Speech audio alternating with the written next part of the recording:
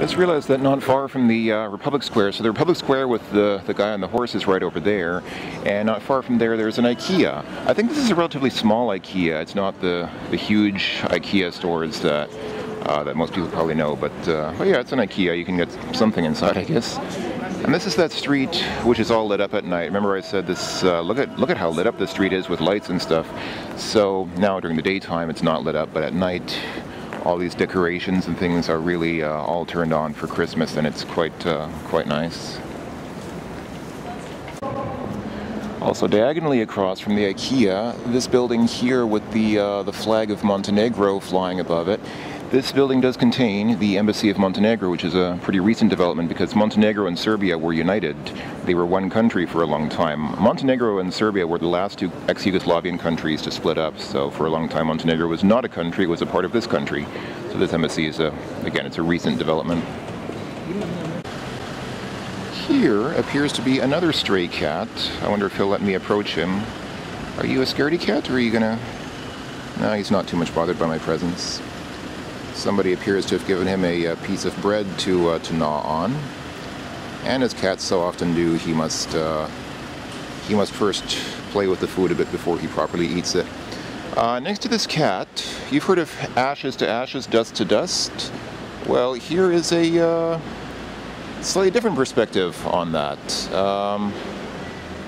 I am not sure that I would agree with this. This has not been my experience in life. Perhaps I've been keeping company with the wrong people.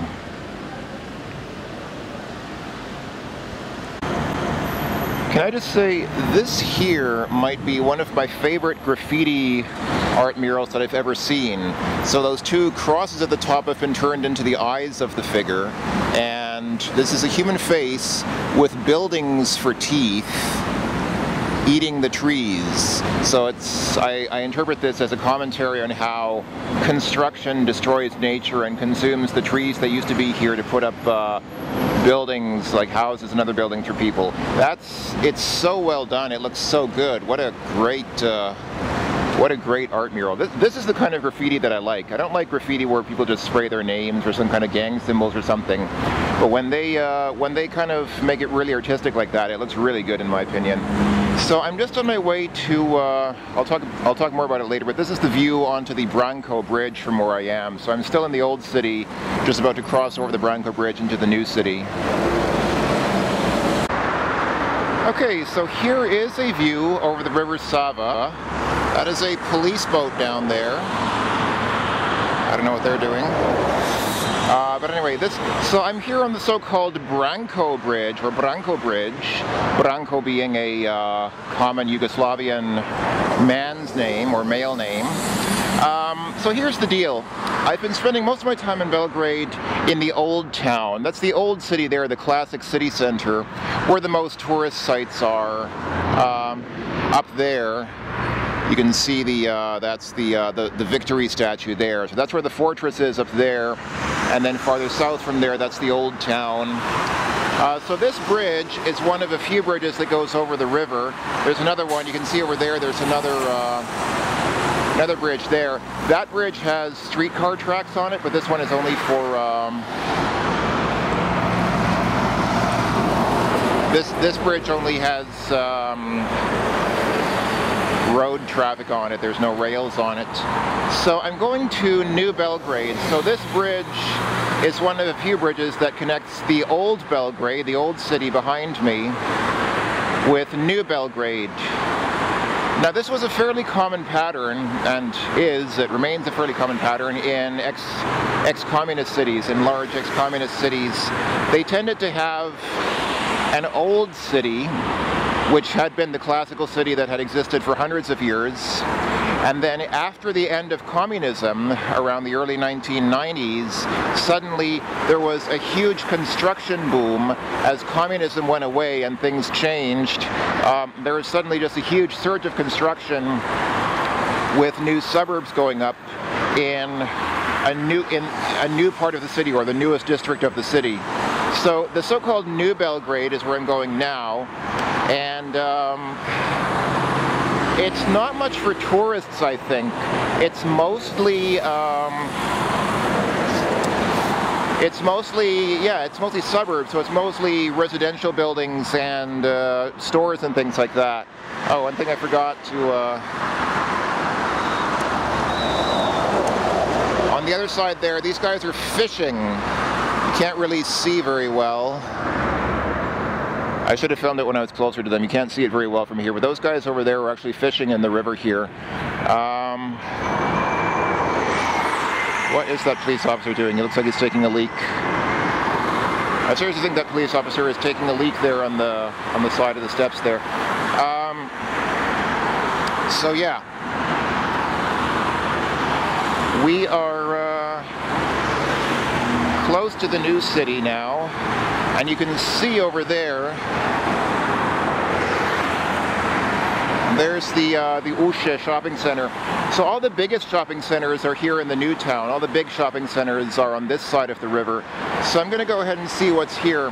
I saw a little bit of this area last night when I was coming back from Novi Sad, and I noticed that, for example, Microsoft has a big office building on this side. So this is where all the new stuff is happening. This is the cool, happening, hip new district where new construction is taking place and new arrivals to the city move in. So if you're going to move into Belgrade, you'd probably get an apartment here because this is the newer, cleaner side of the town.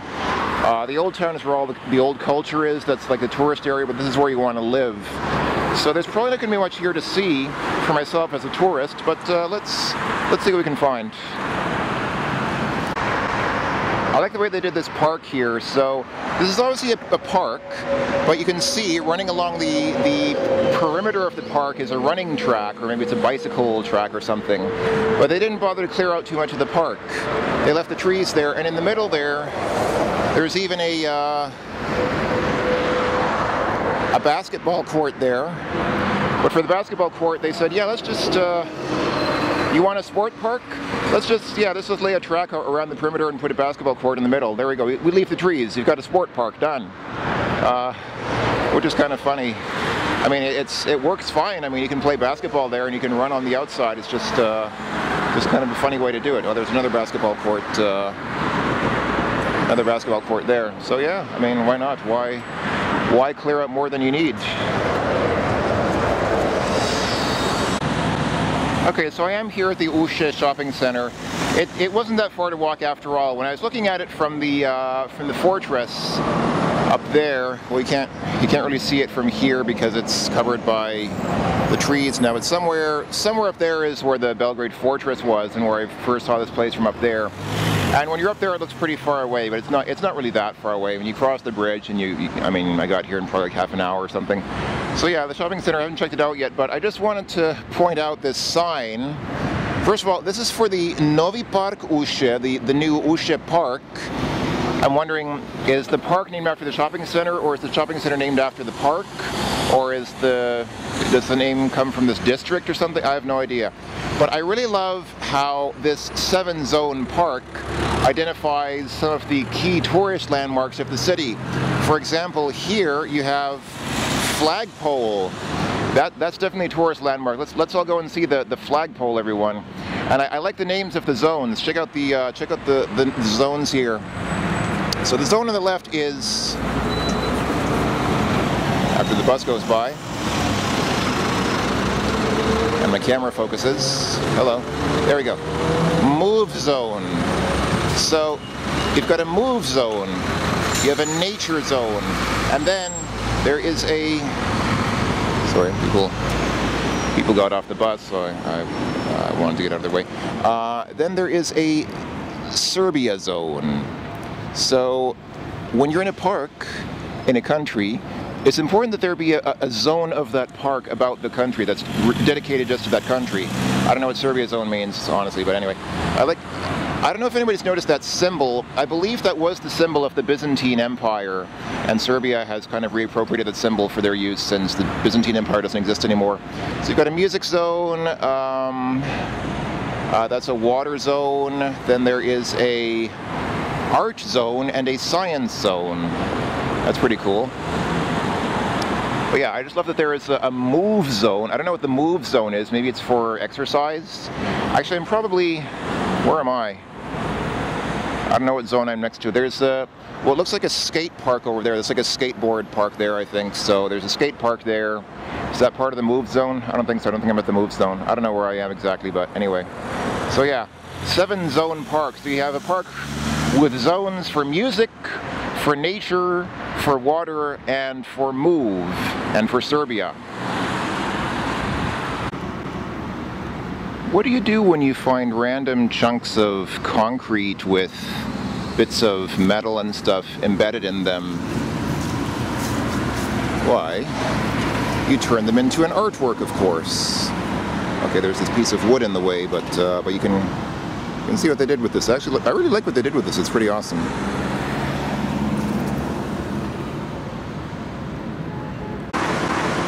So, just around the corner from the Ušće shopping center, there's this place, the English Book. I wanted to check this place out because it's one of very few, maybe one of the only bookshops in Belgrade that specializes just in English books. I thought it was in there. There is an old location there, but they moved. They moved just like one building away, so now it's here in this building. So yeah, so back there is the old building and it's closed off, but the guy there told me, yeah, it's moved, it's now over here. So this is the English Book here. I went inside. It's pretty nice inside, but they don't have a lot of books. It's really, it's just like one room. I mean, you can see how small it is. This is like the whole bookshop. That back there that's a car garage workshop. So yeah, it's just like, it's a room with a few shelves of English language books in it, and they really just have the most popular stuff. So they have, you know, all the classics, all the really old classic literature like Shakespeare and Alice in Wonderland and stuff like that. And then they have just the most popular new books. So like, for example, Diary of a Wimpy Kid was there, stuff like that. So, I mean, if you're in Belgrade and you really want to see a place that sells English books, then this is probably one of the only places to go for that. But their selection is really, I mean, it's really just very small. It's really just the most popular books. It's nothing really that I would really get excited about. But anyway, so yeah, let's go and check out. I'm not going to film Ušće inside, but I'll go inside and check out what it's like in there. Back outside the Ušće shopping center after taking a look around inside. Interesting sculpture. Oh, these are with little planters. They have plants growing inside. So yeah, this is the Ušće shopping center. What's it like inside? It's pretty usual. I mean, it's a fairly typical shopping center. They have a pretty typical formula that they all go by. It's like the other one. The lower levels are almost entirely just clothes. So you have a couple levels of clothes, and then on top they have electronics and things like that. It has a couple of big, it's a couple of pretty big home electronics and appliances stores where you can buy everything from TVs and computers and household appliances to things like, you know, they even have exercise equipment there. So like there are treadmills, like home treadmills that you can buy, gym equipment, stuff like that. So I mean, if you've been to shopping malls in other places in the world, is there anything here that's going to blow you away? Not really, but I mean, what did I expect? It's probably it's certainly one of the biggest shopping malls in Belgrade, if not the biggest. So I mean, it's a nice place to do your shopping, and it's not much more than that. I mean, what else do you expect? You don't expect to find the Holy Grail for sale in a shopping mall. So you know, it's a shopping mall. It's good for what it is, but nothing very special if you're not from Belgrade, I guess. Over here on this side of the shopping center, they have a few more Christmas decorations, mostly fairly usual stuff, nothing outside of the ordinary.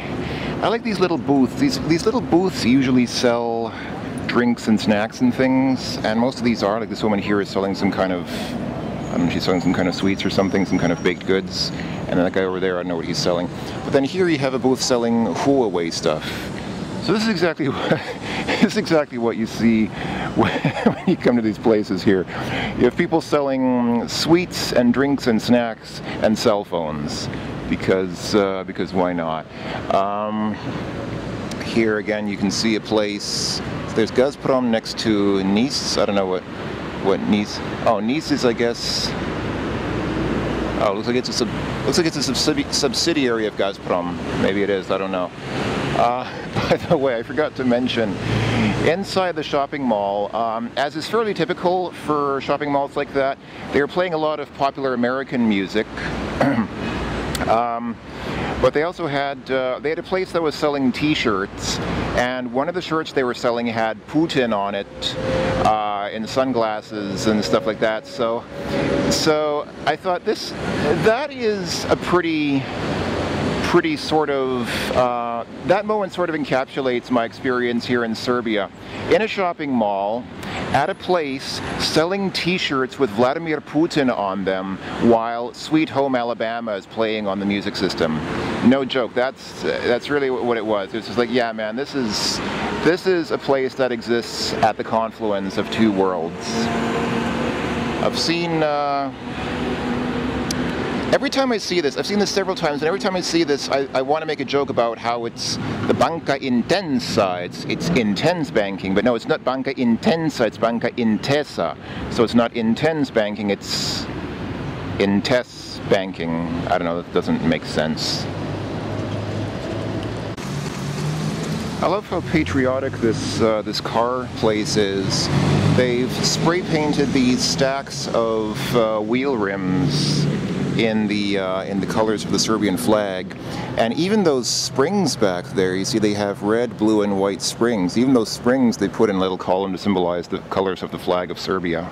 It's pretty awesome. This is fairly typical of many parks in ex-communist territories. You know, they didn't really do much with the park. I mean, I'm here on the west bank of the Sava River, and this is a place that they never bothered to develop. There are some trees. You can see there have been some cursory elements at landscaping, like this low green fence here, and there are some sort of paved paths, or they're not really paved, they have these flat stones that they laid down here. And there it looks like they paved it once 20 years ago, and then just kind of left it after that. There's really not much here, and for many people there's probably not much reason to come here, but I like the peace of being here because there's no one else here, there's no one around. I see a couple of dogs up there. Are they stray dogs, or are they with somebody? I don't know. But I mean, this is a place where you can get away. This is the kind of place where you can meditate and think about siemiczki and mayonnaise and things like that. In the shadow of the city in the background there, but here there's nothing but you and these barely paved paths to walk on. I personally really like these kinds of places. I don't know why, maybe there's something wrong with me. So here is a cat who has, there we go, there's a cat who has jumped onto that dumpster, presumably in the hopes of finding something edible there. Question is, will he run away at my approach, or will he be friendly? Let's find out. Koshka. Oh, he looks friendly. Oh, he wasn't that friendly. Okay, he wasn't that friendly after all. Okay, he's hiding behind the dumpster. He wasn't too alarmed at my approach, but when I stopped in front of him, he got a little freaked out and jumped down. Okay, well, anyway. So I'm here in a fairly typical sort of rundown suburb. This is one of the bad suburbs. But it's really not that bad. I mean, the places aren't really in that bad condition. And you can see people drive pretty nice cars here. Like, they have new cars of good manufacture mostly. So, I mean, the people aren't that poor. They just, I guess, never really found any need to upgrade from where they are. Okay, I'm already leaving New Belgrade, so I didn't find much there. I think I might have just been looking in the wrong places, because if you look back there, I mean, there are all these nice buildings there. I think they're mostly hotels and such, but still, I mean, there must be a nice area around there which I missed. I seem to have gotten lost along the way and ended up in this residential area where there were a bunch of small houses in bad repair, but I don't have a lot of time left. Today's my last day in Serbia, and I don't want to spend it getting lost here and there, so I'm just going to go back. So this is the other bridge up there, just to the north. That's the Bronco Bridge, which I was on before, and this is the other bridge with these streetcar tracks on it. And here's the view from here. You can see, yeah, this is Belgrade's waterfront. There's a lot of new construction going on here. You can see all these cranes. So I mean, yeah, there's a big buildup happening here at the Belgrade waterfront. So I mean, there's new construction going on. They're building up new settlements for places that people live and stuff like that. So Belgrade's still growing, but it's yeah, it's, again, as a tourist, it's hard to find places of interest to tourists. So I'm going to head back and see what else is over on the east side of the river. So you can hear on the east side of the river, the Belgrade waterfront looks much nicer. There are these fancy buildings here, and it looks like there are plans to build another fancy building here sometime. And the pavement looks much nicer. So yeah, here it's a little more, I guess this is the richer side. Down there appears to be a restaurant called Pastaway. Is that ah or agi? Agi, Pastaway!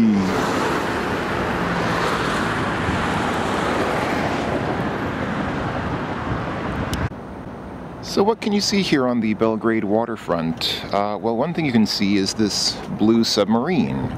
Why a blue submarine, you ask? Well, because we all live in a blue submarine. That reminds me, on that, as I was crossing that bridge up there, I saw a sticker on the bridge advertising a brand of beer called John Lemon, featuring a cartoon likeness of John Lennon with lemon slices for eyes.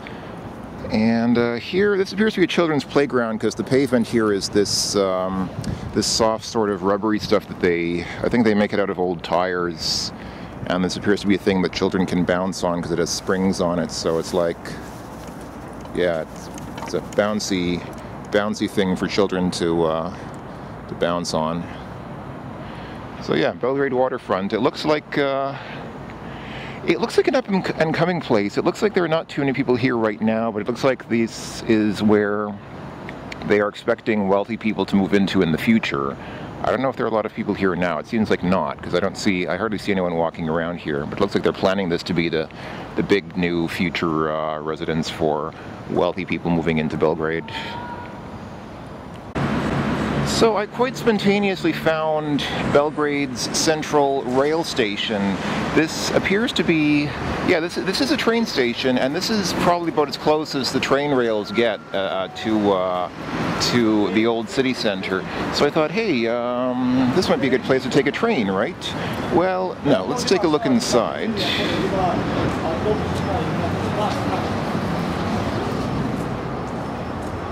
This is the interior of the station. So, first of all, everything's closed. So, I thought, okay, what's going on? Why is everything closed here? Why aren't any of these? I mean, there's an exchange shop there, but it's closed. There's another one there, but it's closed. Here's a tourist information shop. It's closed. And then I took a little further. I looked a little further. Took a little further look, and saw.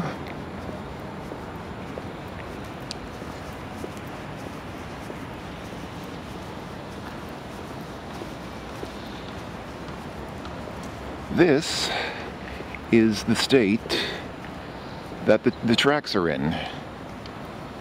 Or, well, I mean, there are no tracks. I mean, they still have the signs here showing the destinations of the different trains and everything. This was once a functioning train station, but they've torn out all the rails. I don't even know why there are people here. There's somebody sitting here as if she's, is that a he or a she? There's somebody sitting here as if they're waiting for a train, but there are no trains running here. They can't. All the tracks have been torn up. There's nothing. So I wonder what happened here. Why did they tear it all up? Why did they rip out the tracks? And why is this building still here as if it's a functioning train station when it very clearly is not? And all these police cars are here. I guess this is now a police depot or something. I don't know. I'm so confused. I have no idea what's going on. So, I'm here next to a police station. Over there's a police station with all these, that's why there are all these police vehicles here. I just wanted to say, I really appreciate the fact that this police car has this winking emoji with the tongue sticking out, hanging from its rear view mirror. That definitely communicates a message from the police. This little guy must be, he must be pretty lost. He's probably hungry. I think he's cold too.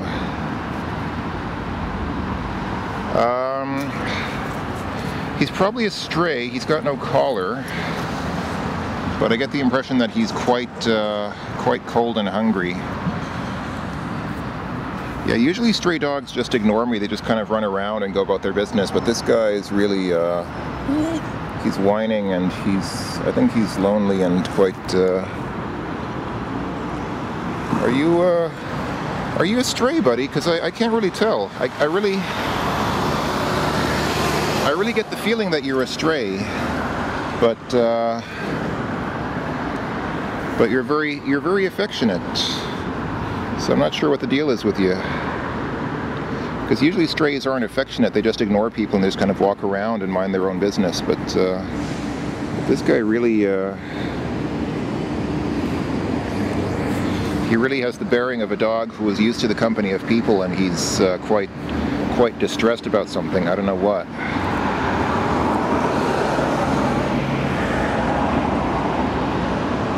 Gosh.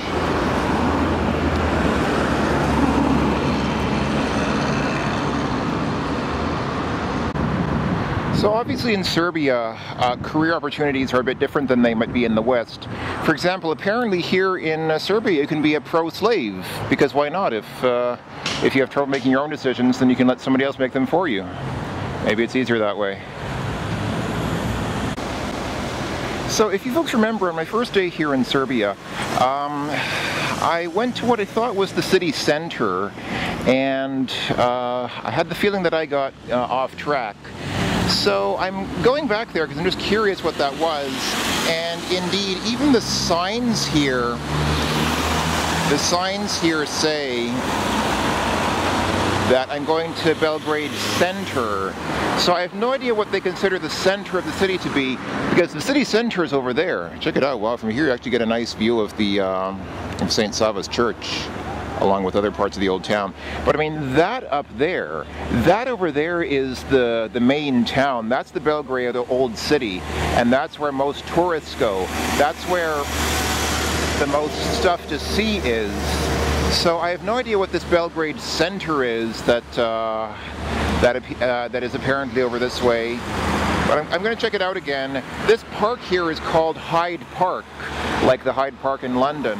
So let's check that out as well. So yeah, this is the entrance to Hyde Park with what looks like a bunch of faces trapped in the rocks or something like that. So let's just go in and take a look around. This is close to the supposed center of Belgrade. So yeah, seems like a pretty nice park. I mean, there are dense trees. There's a little path to walk on. Pavement's in not very good shape, but that's okay. A couple of picnic tables to sit and have a picnic at. Yeah, it seems like a proper park. Yeah, I like it here. It's definitely one of the more peaceful places around here, which is nice. Yeah, Hyde Park in Belgrade. Not to be confused with the Hyde Park in London, which is I think where they have Speaker's Corner. I was there when I was in London. A little bit disappointing, but that's another story for another day. I'm still here in Hyde Park. So over here there's a somewhat rusty metal sculpture of what I guess is supposed to be a flower, and over here there appears to be somewhat more abstract sculpture. I came from that way, so yeah, going on. If anybody's wondering what happened to that dog, that little black dog that I ran into, I sat down with him for a couple of minutes, and he was very friendly. He was really a very sweet pup. But, I mean, I didn't have any food for him, and obviously I don't live around here, so I couldn't take him home with me. So I got up after a couple of minutes, and he just stayed sitting on the street, and he looked at me for a while, but he didn't follow me, so I'm sure he's used to people stopping to pet him and talk to him, so I think he'll be okay. So I'm here right around the place where Google Maps claims is the center of Belgrade, and here we see there is the legacy of Peter Lubarda. I don't know who that is. I guess if you want to know who that is, you can probably find out down there. But yeah, this is definitely not the city center, but Google Maps seems to think so. So if you're following Google Maps to try to get to the middle of Belgrade and you find yourself somewhere around here, then you are another victim of Google Maps like me. This is not the city center by any stretch of the imagination. So I appear to have stumbled upon some Russian business club.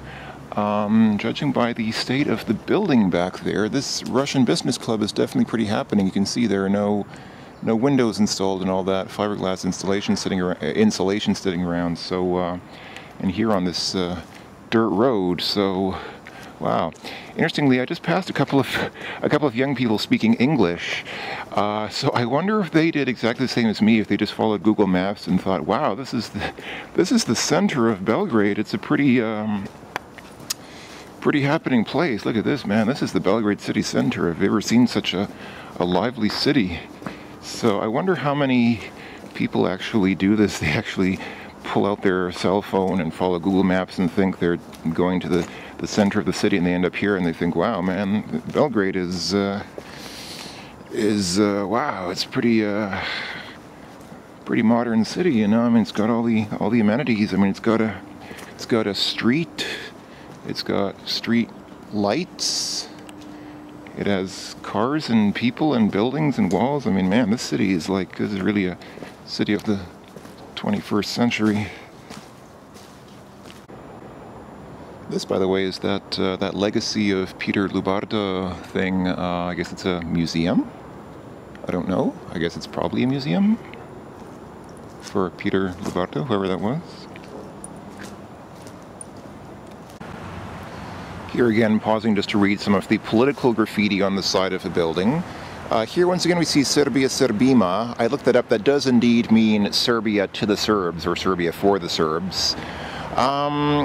Here we see both of these logos. This is a logo which I believe was originally from the Byzantine Empire, which is now used to represent Serbia. And I've seen graffiti that says Kosovo is Serbia, but here's something that says Kim is Serbia, and this one says Kosmet is Serbia. So I don't know who or what Kim is, but apparently Kim is also Serbia as well as Kosmet. So the more you know. So I'm still in this area which Google Maps claimed was the center of Belgrade, and this is the only thing around here which I think could be considered somewhat central. So this is the Museum of Yugoslavia. I haven't been inside and probably won't go inside, but this is, yeah, it's the Museum of Yugoslavia. And here there's a nice little plaza with, I don't know what this is. It looks almost like it should be a fountain. Maybe in the summer it actually operates, I don't know. And then down here there's like a little another little arena. It almost looks like an arena or something down there, and then here there's just a little park. So yeah, and this is kind of the center of something, but to claim that this is the center of Belgrade is a little bit ridiculous. It's a plaza in front of the Museum of Yugoslavia. Okay, and here just a little bit up the hill from the Yugoslavian Museum is this monument to none other than Tito, who was the most well-known leader of socialist Yugoslavia. Something of a controversial figure, as he was Croatian, but he appears to be pretty well honored here in Serbia as well. Here are some other statues of women. Down there is the place where you have to pay to get up here. So I thought you could just walk around because there's a path going around that building that leads up here. But I started going up these stairs and some guy came out of the building and stopped me and said, hey, hello, you have to pay to get up there. So so I did. I paid 400 dinar to get up here, which is like $4. And 400 dinar gets you not only access to see the statue of Tito. That would, I think that wouldn't be quite a deal just to pay $4 to see a statue, but there is a so-called old museum up here, so let's see what's up here. Okay, so this is the museum building that I just got out of. I spent a while in there. Absolutely fascinating stuff. Really just a lot of exhibits from the history of Yugoslavia, kind of stuff you'd probably never see anywhere else in the world. Surprisingly, a lot of weapons, which I guess makes sense. I mean, because the war has been an important past of Yugoslavia's history as well. A lot of German weapons too. It's kind of funny because in World War II they did seize a lot of weapons from the Nazis, and so they had a lot of German weapons on display there, which you probably wouldn't even see in a German museum, but you would see here. Here on this little walkway they have a bunch of these statues like this. The statue here is supposed to be a personification of the railway. I don't see how it's a personification. I mean, it's a woman holding a train wheel, but other than that, I don't see how she personifies the railway. But anyway, really just absolutely fascinating stuff here. Anyway, I'm going to go ahead and take off and head back to the old city. So I think that this concludes my time in what Google Maps thinks is the center of Belgrade. I'm going to go back to the actual center of Belgrade, the old town. Okay, I don't know if my camera is working because the viewfinder on my camera appears to have broken, but if you're ever here and you happen to spot this building, don't miss this building. This, folks, is the final resting place of Tito. His tomb is inside there. You can actually kind of see it from here. He has a marvelous final resting place in there. It really looks nice inside, and there are all these photos and things of his funeral and records of people attending his funeral and things like that. So very nice here indeed. So don't miss that. I thought this was just a small building on the side, and well, it is. I mean, yeah, there's not much here except just stuff about Tito, but it is his actual final resting place in there. So don't miss that if